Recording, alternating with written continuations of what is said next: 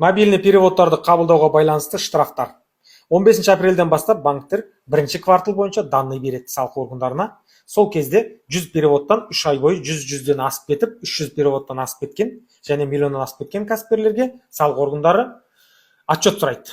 Қайдан келді ақша, қайдан келді, қайда кетті, не үшін келді, соны отчет сұрайды. Сол кезде сіз мынау әкемнен келді, мынау әпкемнен келді, мынау мынадан келді, бір қандай да бір жағдай болды, соған байланысты ақша жинадым деп отчет бересіз. Бірақ сіз оны 3 ай бойы отчетты, ол 3 ай бойы сондай болды деп айта алмайсыз. 3 айға отчет бересіз. 3 айға отчет бере алмасаңыз, атыңызда ИП болса, сіздің атыңызда ИП болды, бірақ сіз барлық ақшаны өзіңіздің жеке шотыңызға қабылдадыңыз, ИП-ның шотына қабылдамадыңыз деп фискальный чек берген жоқсыз, барлық ақшаны фискализация жасалған жоқсыз деп сізге штраф салады. Және осы уақытқа дейін алынған төлемнің барлығына салық төлетуі тағы бар. Егер атыңызда ИП жоқ болатын болса, ИП жоқ сіздің атыңызда, бірақ переводтарды қабылдап атсыз 100-ден асып кетсіңіз, онда сізге атыңызда ИП болмай, бірақ кәсіпкерлікпен айналыстыңыз, салықтан жалтардыңыз деп кәсіпкерлікпен айналысқаныңыз үшін 15 МРП-дан 100 МРП-ға дейін штраф салады.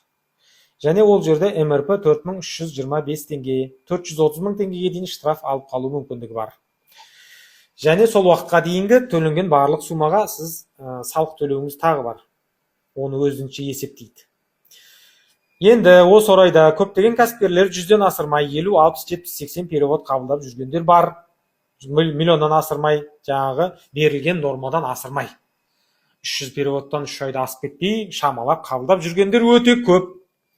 Енді ол кісілердің жағдайы не болады? Ол кісілердің жағдайда алдағы уақытта бірыңғай дерекқор деген пайда болады.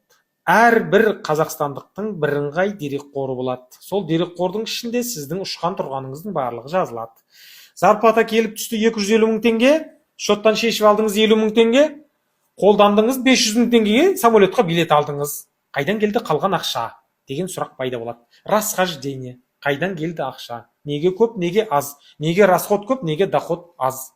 Неге доход көп, расход аз? Сол кезде перевод қабылдағандарыңыздың барлығы судың бетіне лып етіп шығады. Сол кезде сіз отчет беруіңіз керек болады. Барлығыңыз мына ақша мындан келді, ана ақша андан келді. Сондай мынау премия, мынау зарплата, мынау доход, мынау кәсіпкерліктің доходы, мынау дивиденды деген сияқты. Сіз шетелге барғаныңыз, кіммен бардыңыз, неге бардыңыз, қашан бардыңыз, сағат қаншада билет алдыңыз, бүкіл барлығы жазылады.